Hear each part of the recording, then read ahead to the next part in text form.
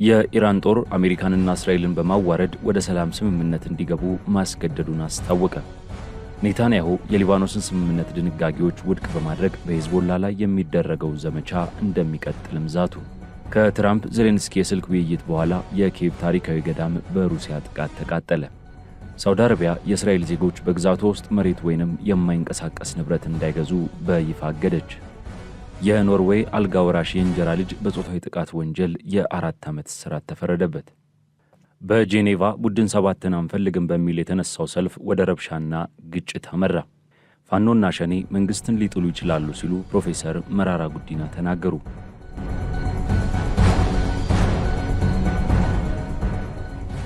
ሰላም ጤና ይስጥልኝ የቻናላችን ተከታታዮች፣ ይህ ቮይስ ኦፍ ኢትዮጵያ ነው። የሰዓቱን የሀገር ውስጥና የውጭ አጫጭር ዜናዎች ከዚህ ሰዓት ጀምሮ ወደ እናንተ የምናደርስ ይሆናል። ለቻናላችን አዲስ የሆናችሁ ሰብስክራይብ በማድረግ ቤተሰብ እንድትሆኑ እንጋብዛለን።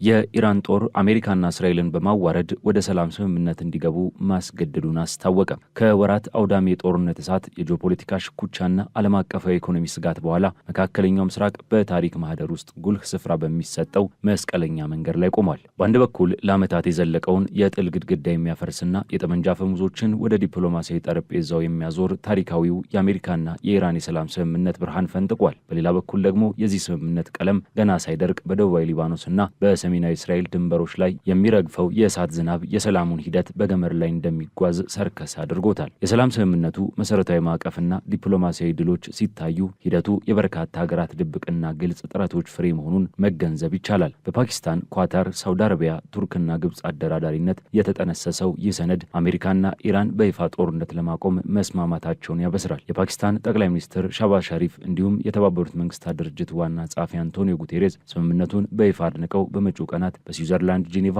በይፋ የፊርማ ስነ ስርዓት እንደሚከናወን አረጋግጠዋል። ይህ የሰላም ማዕቀፍ በውስጡ ጥልቅና ስትራቴጂካዊ የሆኑ አንቀጾችን አቅፏል። ዋነኛውና የመላው ዓለምን ትኩረት የሳበው ጉዳይ አሜሪካ በኢራን ላይ የጣለችውን የባህር ላይ እገዳ በ30 ቀናት ውስጥ ለማንሳት መስማማቷና የዓለም አቀፍ የነዳጅ ንግድ የደም ስር የሆነው የሆርሙዝ ሰርጥ ከእገዳ ነጻ ሆኖ ክፍት መደረጉ ነው። ከዚህም ባሻገር አሜሪካ በኢራን የውስጥ ጉዳይ ጣልቃ ላለመግባትና የሀገሪቱን ሉዓላዊነት ለማክበር ቃል የገባች ሲሆን በኢራን ድንበሮች ዙሪያ የሰፈሩትን አሜሪካዊ የጦር ኃይሎች ለማስወጣት ተስማምታለች። በኢኮኖሚው ዘርፍ ስምምነቱ ለቴህራን ትልቅ የኦክስጅን አቅርቦት ይዞ መጥቷል። ለዓመታት በአሜሪካና በዓለም አቀፉ ተቋማት ታግዶ የነበረው 24 ቢሊዮን ዶላር የሚገመት የኢራንን ጦር ሀብት በ60 ቀናት የሽግግርና የድርድር ጊዜ ውስጥ ደረጃ በደረጃ እንዲለቀቅ ስምምነት ላይ ተደርሷል። ከዚህ ገንዘብ ውስጥ ግማሹን መደበኛ ድርድሩ ከመጀመሩ በፊት ለኢራን ገቢ የሚደረግ መሆኑ የቴህራንን የድርድር የበላይነት የሚያሳይ ትልቅ ማሳያ ተደርጎም ተወስዷል። በተጨማሪም በኢራን የነዳጅና የፔትሮኬሚካል ምርቶች ላይ ተጥሎ የነበረው ማዕቀብ መነሳቱ ሀገሪቱ ወደ ዓለም አቀፉ የኢኮኖሚ መድረክ በሙሉ አቅሟ እንድትመለስ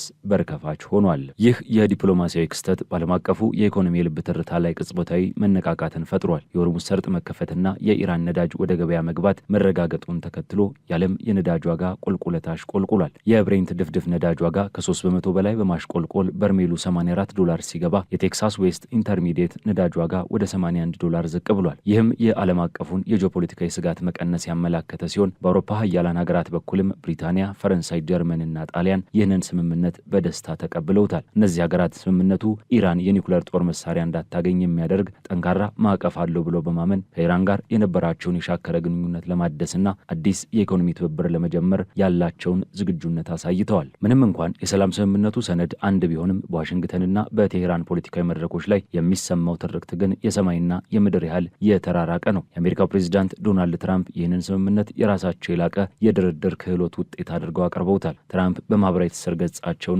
በይፋዊ መግለጫዎቻቸው ይህ ስምምነት ቀደምት የነበሩ የአሜሪካ አስተዳደሮች በተለይም የኦባማ አስተዳደር ያመጣውንና አደጋ ያሉትን የኒኩለር ስምምነት እንከኖች ያረመ እንዲሁም ኢራን ፈጽሞ የኒኩለር መሳሪያ እንዳታገኝ የሚከለክል የማይበገር ግድግዳ መሆኑን ተናግረዋል። የዓለም መርከቦች ሞተሮቻቸውን አስነስተው የነዳጅ ፍሰቱን እንዲጀምሩ ጥሪ በማቅረብ ስምምነቱ ለመላው የመካከለኛው ምስራቅ ዘላቂ ሰላምና ደህንነትን የሚያመጣ ታላቅ መገደል መሆኑን አውጀዋል። የትራምፕ አስተዳደር ስምምነቱን በዋናነት የተመለከተው በኢራን የኒኩለር ፕሮግራም ላይ ጥብቅ ቁጥጥርና የፍተሻ ስርዓት በሚያሰፍንበት መንገድ ነው። በአንጻሩ በቴሄራን የሚስተጋባው ፖለቲካዊ ዜማ የድል አድራጊነትና የኩራት ነው። የኢራን ከፍተኛ ባለስልጣናትና የጦር አዛዦች ስምምነቱ የተገኘው አሜሪካ በማመካኘት ወይንም በመለማመጥ ሳይሆን በእስላማዊቷ ሪፐብሊክ ጠንካራ ወታደራዊ አቅምና የማይናወጥ ፖለቲካዊ አቋም መሆኑን በተደጋጋሚ አጽንኦት ሰጠውበታል። የኢራን ፓርላማ አፈ ጉባኤ መሐመድ ባጋር ጋሊባፍና የውጭ ጉዳይ ሚኒስትር ዴታው ካዚም ጋሪባባዲን ጨምሮ በርካታ ባለስልጣናት አሜሪካ የሰላም ጠረጴዛ ላይ እንድትቀመጥ የተገደደችው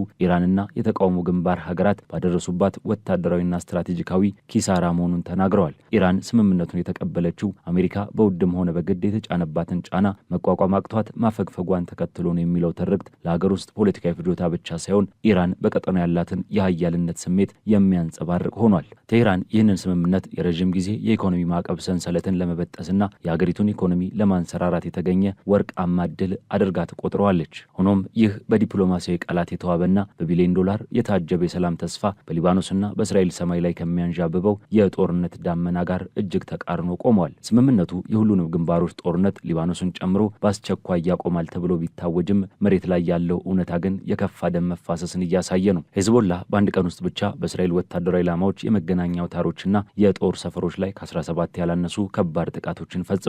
ከዚህም የከፋው ደግሞ ሄዝቦላ ከዚህ ቀደም ተጠቅሞበት የማያውቀውንና በኢራን የተመረተውን ፋት 360 ወይንም አባቢል የተሰኘውን የአጭር ርቀት አዲስ ባለስቲክ ሚሳይል ይፋ ማድረጉን ነው። ይህ ትክክለኛና ነጥብ ጠባቂ የሆነ ሚሳይል በእስራኤል የጦር ሰፈሮችና ስትራቴጂካዊ ስፍራዎች ላይ መተኮሱ የሄዝቦላን ወታደራዊ አቅም ወደ አዲስ ምዕራፍ ያሸጋገረና የእስራኤልን መከላከያ በእጅጉ የፈተነ ሆኗል። በሰሜናዊ እስራኤል በሚገኙ እንደ ሃይፋ፣ መቱላና ጋጃር ባሉ ከተሞች የድሮን ጥቃት ማስጠንቀቂያ ሳይረኖች ሲያጓሩ ውለዋል። እስራኤላውያን በድንጋጤ ወደ መጠለያዎቹ ሲተሙ በሃይፋ ከተማ የባቡር ትራንስፖርት አገልግሎት ሳይቀር ከመስተጓጎሉ የተነሳ የፍርሃት ድባብ አካባቢውን ውጦታል። እስራኤል ለዚህ ጥቃት የሰጠችው ምላሽ እጅግ ፈጣንና አውዳሚ ነበር። የእስራኤል የጦር አውሮፕላኖች በቤሩት ዳሄ የተሰኘው ሰፈር ላይ ያነጣጠረ ከባድ የአየር ድብደባን ፈጽመዋል። ዳሄ የሂዝቦላ ጠንካራ ይዞታና ማዕከል ተደርጎ የሚታሰብ ሲሆን እስራኤል በዚህ ጥቃት የሂዝቦላ ማዘዣ ጣቢያዎችን፣ የጦር መሳሪያ ማከማቻዎችንና ከመሬት በታች ያሉ መሰረተ ልማቶችን ኢላማ ማድረጓን አስታውቃለች። በእስራኤል መከላከያ ሰራዊት ይፋ በተደረገ መረጃ መሰረት በዚህ ጥቃት 7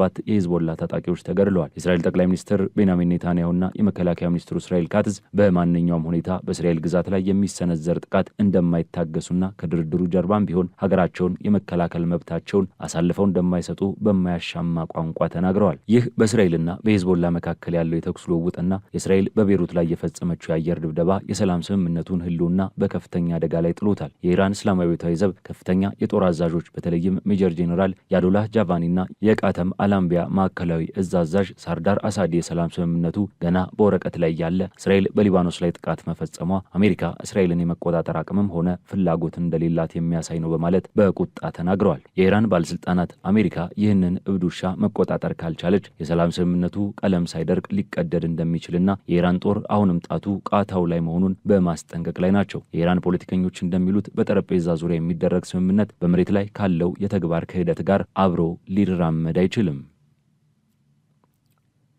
ኔታንያሁ የሊባኖስን ስምምነት ድንጋጌዎች ውድቅ በማድረግ በሂዝቦላ ላይ የሚደረገው ዘመቻ እንደሚቀጥል ዛቱ። ዋሽንግተንና ቴህራን ላለፉት 10 ዓመታት ታይቶ የማይታወቅ እጅግ ታሪካዊና ትልቅ ትርጉም ያለው የሰላም ስምምነት ለማድረግ ጫፍ በደረሱበት በዚህ ወሳኝ ወቅት በአሜሪካና በቅርብ የመካከለኛው ምስራቅ አጋሯ እስራኤል መካከል አዲስና ፈንጂ የሆነ ቀውስ እየፈነዳ ይገኛል። እንደ ታሪካዊ የዲፕሎማሲያዊ ግንኙነት ሲወደስ የነበረው ይህ ስምምነት አሁን ላይ ኃይለኛ አዲስ ፈተና ተጋርጦበታል። የእስራኤሉ ጠቅላይ ሚኒስትር ቤንያሚን ኔታንያሁ ብቅ እያለ ባለው የአሜሪካና ኢራን ስምምነት ውስጥ የተካተቱትን ቁልፍ የሊባኖስ ጉዳዮችን ለመቀበል ፈቃደኛ አለመሆናቸው ተዘግቧል። የእምቢተኝነታቸው የቀጠናውን ዲፕሎማሲ ሊያናውጥና የአሜሪካ እስራኤልን ጥምረት ወሰን ሊፈትን ለሚችል ከፍተኛ ፍጥጫ መድረኩን እያመቻቸ ይገኛል። ይህ አለመግባባት ከ14 ሰዓታት በላይ የፈጀውን የማራቶን ድርድር ከፍተኛ የጀርባ በር ዲፕሎማሲንና ይህንን ለማሳካት የወሰደውን የበርካታ ወራት የከረረው ጥረት ወደ ማክሸፉ አደጋ አምጥቶታል። ዋሽንግተን የሰላም ተስፋን እያከበረች ባለችበት በዚህ ቅጽበት አጠቃላይ ሂደቱን ወደ እርግጠኛ አለመሆን ሊከቱ የሚችሉ አዳዲስ መከፋፈሎች እየታዩ ነው። በዋሽንግተንና በቴል አቪቭ መካከል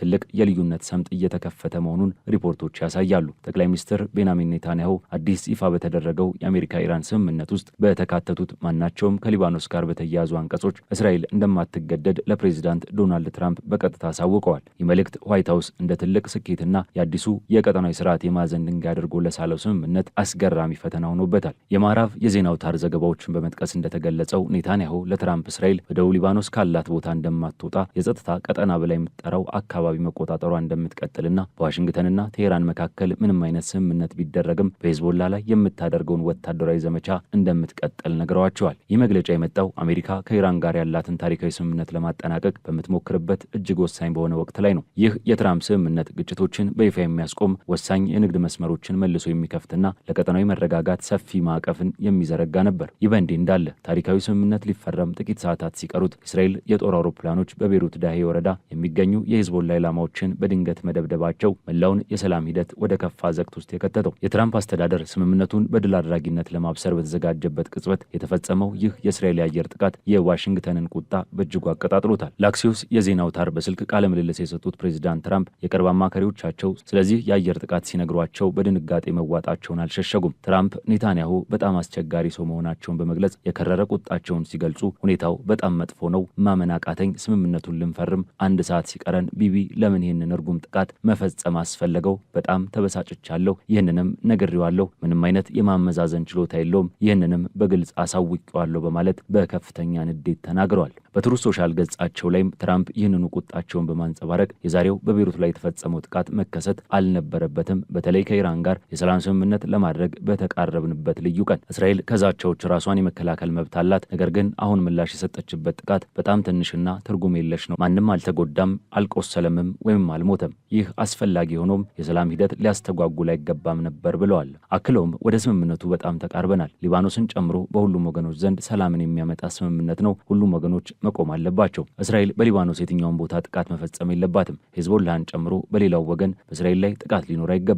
ይህ የረዥምና አስደሳች ሰላም ጅማሮ ሊሆን ይችላል። እባካችሁ ይህንን አናበላሸው በማለት የዲፕሎማሲ ጥሪያቸውን አስተላልፈዋል። የእስራኤል መከላከያ ሚኒስትር እስራኤል ካትዝና ጠቅላይ ሚኒስትር ኔታንያሁ ግን ይህንን ወታደራዊ እርምጃ አጥብቀው ተከላክለዋል። ሄዝቦላ ወደ ሰሜናዊ እስራኤል 3 ሮኬቶችን በማስወንጨፉ ምክንያት የተወሰደ ህጋዊ የራስን መከላከል እርምጃ መሆኑንና በእስራኤል ሉዓላዊ ግዛት ላይ የሚሰነዘርን ማንኛውንም ጥቃት ፈጽሞ እንደማይታገሱ አሳውቀዋል። የእስራኤል የጸጥታ ምንጮች እንዳስታወቁት ወታደራዊ ተቋሙ ብቅ ባለው የአሜሪካ ኢራን ስምምነት ምክንያት በደቡብ ሊባኖስ እያካሄደ ያለውን የምድር ጥቃት በከፊል ለማቆም ለሚመጡ የፖለቲካ መመሪያዎች እየተዘጋጀ መሆኑን ገልጸዋል። ይሁን እንጂ እስራኤል በጸጥታ ቀጠና ውስጥ ያላትን ቦታ የመተው ምንም አይነት ዓላማ እንደሌላትና በአካባቢው ወታደራዊ ህልውናዋን ለማስቀጠል ቁርጠኛ መሆኗን አስረግጠው ተናግረዋል። የእስራኤል ባለስልጣናት በዋሽንግተንና በቴሄራን መካከል ያለውን ዲፕሎማሲያዊ ሂደት አደጋ ላይ ላለመጣል ሲሉ በሊባኖስ ግዛት ውስጥ የሚፈጸሙ ጥልቀት ያላቸው ጥቃቶችን ለመቀነስ እያሰቡ ቢሆንም በደቡብ ሊባኖስ ላይ ግን ጥቃታቸው እንደቀጠለ ነው። ውጥረቱ ይበልጥ ተጠናክሮ እስራኤል በደቡብ ሊባኖስ ላይ ተከታታይ ጥቃቶችን በስፋት ከፍታለች። የሊባኖስ ብሔራዊ የዜና ኤጀንሲ እንደዘገበው የእስራኤል የጦር አውሮፕላኖችና ድሮኖች በናባቴ አውራጃ ላይ ተደጋጋሚ ጥቃቶችን በመፈጸም ቢያንስ 4 ሰዎችን ገድለዋል። በበርካታ ከተሞችና መንደሮችም ከፍተኛ ውድመትን አድርሰዋል። ጥቃቱ ናባቴ፣ አልፋውካን፣ ክፋር ትብኒትን፣ ቹኪንን፣ ማይፋዱንንና የናባቴን ከተማን የተለያዩ ክፍሎችን ኢላማ አድርጓል። አካባቢው በተጨማሪም አልፎ አልፎ በሚተኮሱ ከባድ የመድፍ ጥቃቶች የተመታ ሲሆን በመስመር ላይ የተሰራጩ የቪዲዮ ምስሎች እንደሚያሳዩት ከባድ የቦምብ ድብደባና መንደሮችን የሚያቋርጡ ተከታታይ ፍንዳታዎች ታይተዋል። ይህ በእንዲህ እንዳለ የኢራን መንግስትና ከፍተኛ ወታደራዊ አመራሮች በአሜሪካና በእስራኤል ላይ እጅግ ጠንካራና የማያወላውል ማስጠንቀቂያን አስተላልፈዋል። የኢራን ከፍተኛ ተደራዳሪና የፓርላማ አፈ ጉባኤ የሆኑት መሐመድ ባጋር ጋሊባፍ ይህንን ድርጊት አጥብቀው በማውገዝ ጽዮናውያን በዳሃ የፈጸሙት ጥቃት አሜሪካ ቃሏን ለመፈጸም ፍላጎቱም ሆነ አቅሙ እንደሌላት በድጋሚ አሳይቷል። ለዚህ አገዛዝ አረንጓዴ መብራት በማሳየት ኮንሴሽን ማግኘት አይቻልም፣ የመጥፎ ፖሊሲና የጥሩ ፖሊሲ ጨዋታ ጊዜው አልፎበታል በማለት አስጠንቅቀዋል። የፓርላማው የብሔራዊ ደህንነትና የውጭ ጉዳይ ኮሚሽን ቃል አቀባይ ኢብራሂም ረዛይ በበኩላቸው የትራምፕ አስተዳደር አሜሪካ ተግባራዊ ሊሆን የሚችል ስምምነት ትጠብቃለች ብሎ የሚያስብ ከሆነ የጽዮናውያንን አገዛዝ ወዲያውኑ በስርዓት መምራት አለበት ብለዋል። ይህ እብድ ውሻ ካልተገራ የስምምነቱ ቀለም ገና ሳይደርቅ ቀጠናዊ አጋሮች ስምምነቱን ያፈርሱታል በማለት በማህበራዊ ሚዲያ ገጻቸው ላይ በቁጣ ጽፈዋል። በቴህራን የሚገኘው የከፍተኛው ብሔራዊ ደህንነት ምክር ቤት የቤሩት ጥቃት ዋሽንግተን ስምምነቱን ተግባራዊ ማድረግ አቅም ማጣቷን የሚያሳይ ስርዓታዊ የቅንጅት ውድቀት አድርጎ በመውሰድ የሊባኖስን ሉዓላዊነት መከላከል በምንም መልኩ የማይቀየር ቀይ መስመር መሆኑን አሳውቋል። የስምምነቱ ጣፋንታ አሁን አሁን ላይ እጅግ አሳሳቢ ደረጃ ላይ ይገኛል። ዲፕሎማቶች ስምምነቱን ለማጠናቀቅ እሽቅድድም ላይ ባሉበት በዚህ ወቅት አንድ ወሳኝ ጥያቄ በቀጠናው ላይ እያንዣበበ ይገኛል። አሜሪካ ከኢራን ጋር ታሪካዊ የሆነ የሰላም ስምምነት በማድረግ በተመሳሳይ ጊዜ የቅርብ የቀጠና አጋሯን በእስራኤል ሰሜናዊ ድንበር ላይ የኃይል ሚዛኑን ሊለውጡ የሚችሉ ውሎችን እንድትቀበል ማሳመን ትችላለችን? ዋሽንግተን ስምምነቱን ወደ ሰፊ የቀጠናዊ መረጋጋት የሚያመራ መንገድ አድርጋ ስትመለከተው፣ የእስራኤል መሪዎች ደግሞ በሄዝቦላ ላይ ያላቸውን ወታደራዊ የድርጊት ነጻነት ለማስጠበቅ ቆርጠዋል። የትራምፕና የኔታንያሁ እየጨመረ የመጣው አለመግባባት የዚህ ቀውስ ልብ ሆኖ ቀጥሏል። እስራኤል ለወደፊት ወታደራዊ ኦፕሬሽኖቿ ነጻነት ዋስትና ካላገኘች በቀር ስምምነቱ ተግባራዊነቱ አጠያያቂ ይሆናል የሚል ስጋት በእስራኤል የፖለቲካና የጸጥታ ክበቦች ዘንድ አለ። የትራምፕ አስተዳደር በአንድ በኩል ታሪካዊ የዲፕሎማሲ ድል ለማስመዝገብ ሲጥር፣ በሌላ በኩል ደግሞ ከራሱ የረዥም ጊዜ አጋር የገጠመው ያልተጠበቀ ሰጥ አገባ መላውን የሰላም ሂደት የውሃ ሽታ እንዲያደርገው ከፍተኛ ስጋትን አጭሯል። ዓለም አሜሪካ በውስጥ አጋሮቿና በውጭ ጠላቶቿ መካከል ያለውን ይህንን እጅግ ፈታኝና የተወሳሰበ የዲፕሎማሲ ገመድ ጉተታ እንዴት እንደምትወጣው እንዲሁም ይህ ታሪካዊ የተባለለት ስምምነት በተግባር እውን ይሆናል ወይንስ በቤሩት ፍንዳታዎች ታጅቦ ይከሽፋል በሚል በከፍተኛ ጉጉትና ስጋት እየተከታተለው ይገኛል።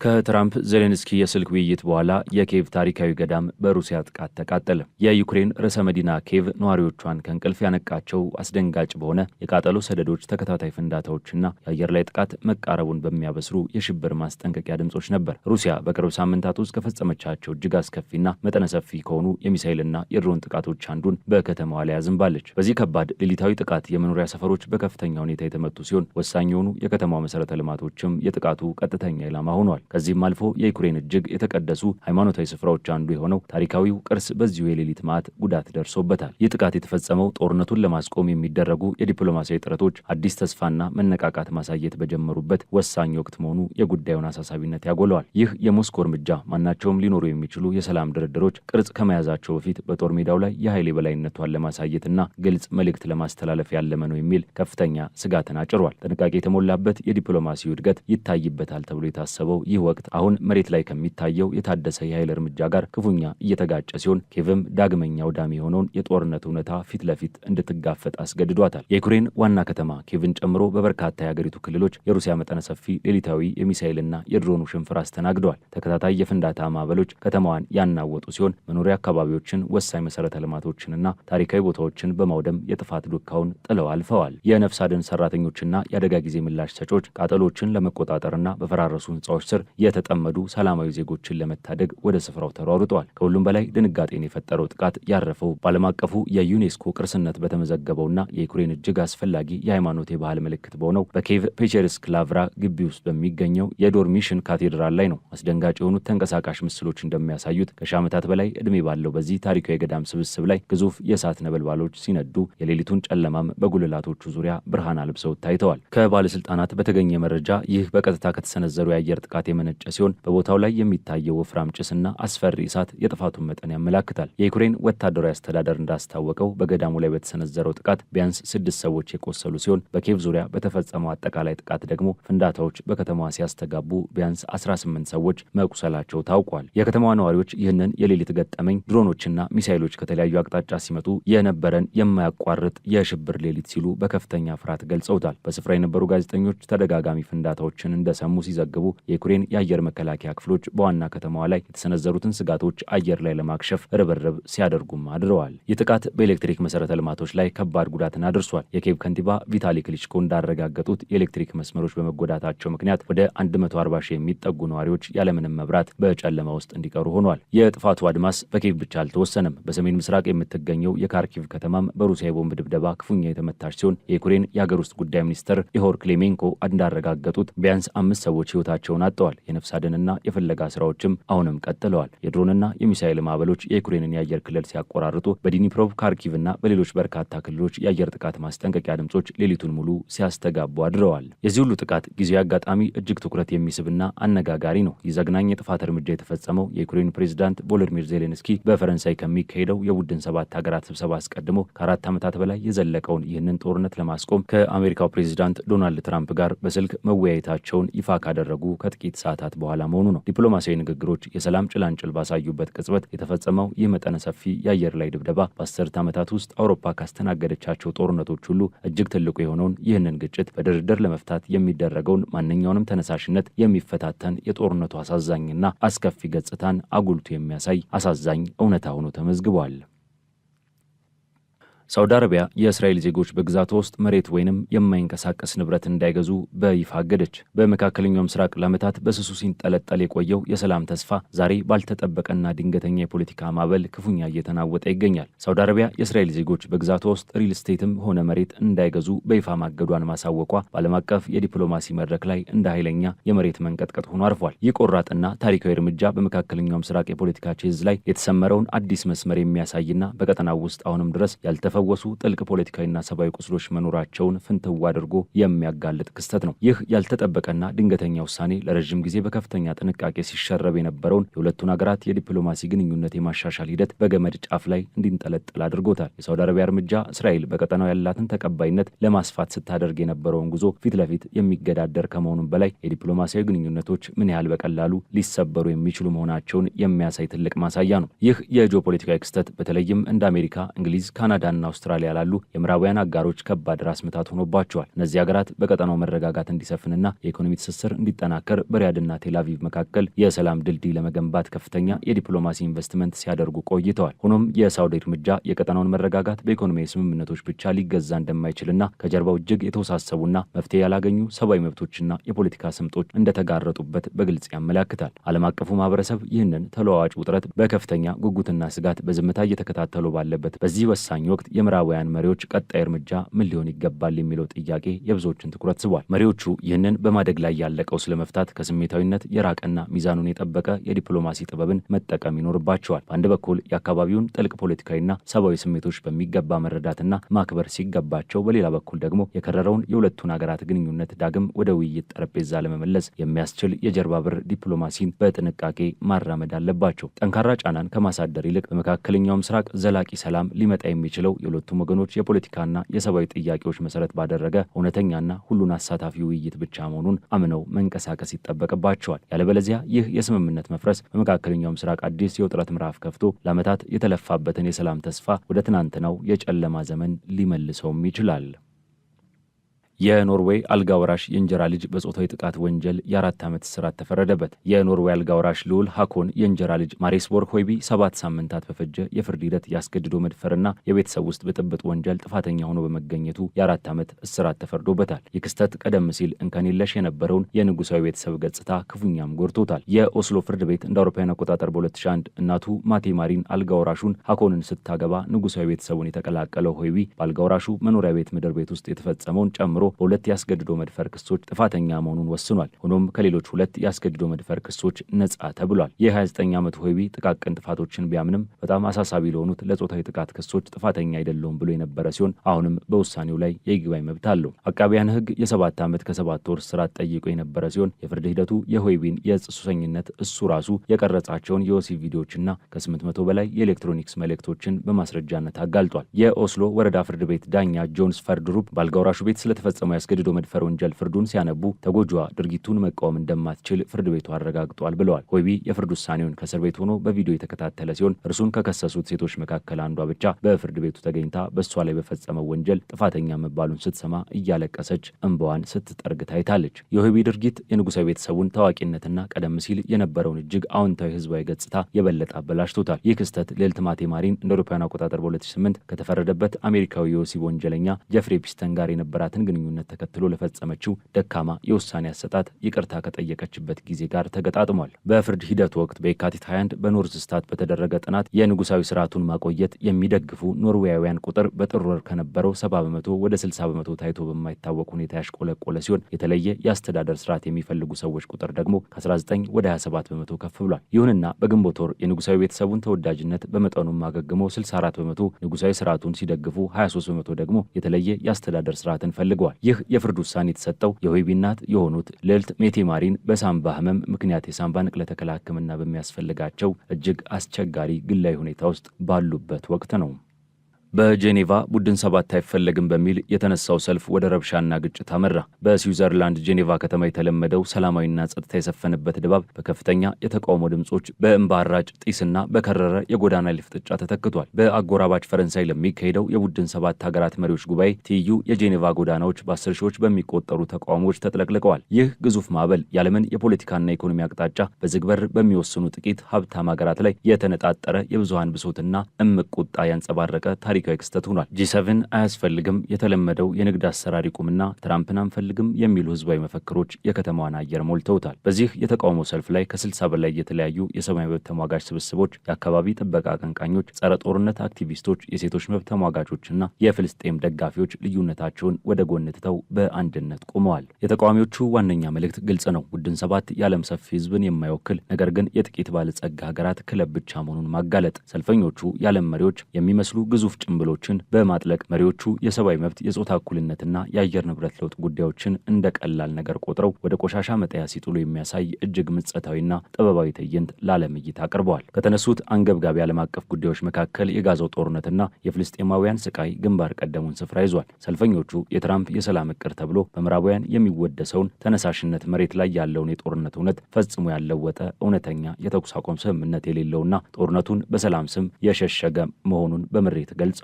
ተቃዋሚዎቹ ምዕራባውያን ሀገራት በተለይም አሜሪካና ፈረንሳይ ለእስራኤል የሚያደርጉትን የጦር መሳሪያ ድጋፍ በአስቸኳይ እንዲያቆሙና በጋዛ ለሚፈጸመው አሰቃቂ የዘር ማጥፋት ድርጊት ተጠያቂ እንዲሆኑ ድምጻቸውን ከፍ አድርገው አሰምተዋል። የተቃውሞው ጅማሬ ሰላማዊ መልክ የነበረው ቢሆንም ውሎ ሲያደር ግን የጄኔቫ ጎዳናዎች ወደ ከፍተኛ የጦርነት ቀጠናነት ተቀይረዋል። የፖሊስ ኃይሎቹ ሰልፈኞቹን ለመበተን በእንባ አራጭ ጢስና በከፍተኛ የውሃ መድፍ ጥቃቱን ሲከፍቱ፣ የተወሰኑ በጭንብል ፊታቸውን የሸፈኑ ተቃዋሚዎች ደግሞ ጠርሙሶችን፣ ድንጋዮችንና ርችቶችን ወደ ፖሊስ በመወርወር ምላሽ ሰጥተዋል። ውቧ የጄኔቫ ከተማ በከባድ ጥቁር ጢስ የተሸፈነች ሲሆን በጎዳና ላይ የተቃጠሉ የቅንጦት መኪኖች፣ የተሰባበሩ የባንክና የንግድ ተቋማት መስኮቶች እንዲሁም በግድግዳዎች ላይ የተጻፉ ሀብታሞችን ብሉ የሚሉ ጽሑፎች የህዝቡን የከረረ ቁጣና የስርዓት ለውጥ ጥያቄ ቁልጭ አድርገው አሳይተዋል። ከዚህ የጎዳና ላይ ሁከትና የዲፕሎማሲ ቀውስ ጀርባ የቡድን ሰባት ሀገራት የዓለም ኢኮኖሚና ፖለቲካን የመቆጣጠር አቅምና ህጋዊነት እጅጉን ጥያቄ ውስጥ መግባቱን ሌላው የዘገባው ትኩረት ነጥብ ነው። ቀደም ባሉት ዓመታት የዓለምን ኢኮኖሚ 70% በብቸኝነት ይቆጣጠሩ የነበሩት እነዚህ ሀገራት አሁን ድርሻቸው ወደ 40%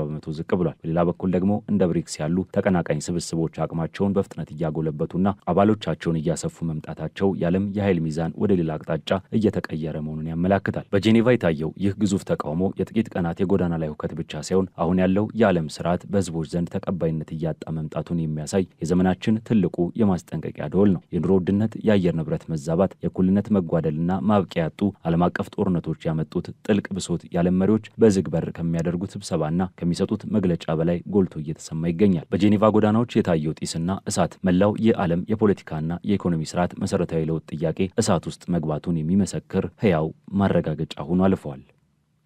ፋኖና ሸኔ መንግስትን ሊጥሉ ይችላሉ ሲሉ ፕሮፌሰር መራራ ጉዲና ተናገሩ። ኢትዮጵያ በአሁኑ ወቅት እጅግ ፈታኝና ወሳኝ በሆነ የታሪክ መስቀለኛ መንገድ ላይ ቆማለች። አንጋፋው የፖለቲካ መሪና ተንታኝ ፕሮፌሰር መራራ ጉዲና የሀገሪቱን የነገ ዕጣ ፈንታ በተመለከተ ያስቀምጧቸው 4 አሳሳቢ ትንበያዎች እንደ ብርቱ የማንቂያ ደወል የሚያስተጋቡ ናቸው። ይህ ምልከታ የዕለት ተዕለት የፖለቲካ ቧልት ሳይሆን የሁላችንንም ህልውና የሚፈትንና በጥልቀት እንድናስተውል የሚያስገድድ ከባድ ሀገራዊ እውነታ ነው ተብሏል። አሁን በህዝቡ ጫንቃ ላይ የወደቀው የኑሮ ውድነት፣ የማያባራ የዜጎች መፈናቀልና የተራዘሙ ጦርነት መፍትሄ ካላገኘ ሀገሪቱን ወደማትወጣው የጨለማ ዘቅት ሊከታት እንደሚችል ፕሮፌሰሩ ስጋታቸውን ይገልጻሉ። በሌላ አቅጣጫ ደግሞ በአራቱም ማዕዘናት የየራሳቸውን ይዞታ በማስፋፋት ላይ የሚገኙት እንደ ፋኖ፣ ሸኔ፣ ህወሓትና የጉምዝ ታጣቂ ኃይሎች ጥንካሬ አግኝተው ወደ ማዕከላዊ መንግስት በመገስገስ ስልጣን ሊቆጣጠሩ የሚችሉበት አጋጣሚ ሊፈጠር ይችላል። ይሁን እንጂ ድርጊት መንግስትን ከመገልበጥ አልፎ በሀገሪቱ የቆየ የአንድነት እሴት ላይ እጅግ አደገኛና አስፈሪ ስብራት ሊያስከትል እንደሚችል በጥብቅ ተጠቁሟል። ከዚህ ባሻገር ስሙን ለማንሳትም ሆነ ለማሰብ የሚሰቀጥጠው የከፋው አደጋ የዘመናችን ታሪክ ያላት ኢትዮጵያ ፈጽሞ የመበታተንና የትላንት ትዝታ ብቻ ሆና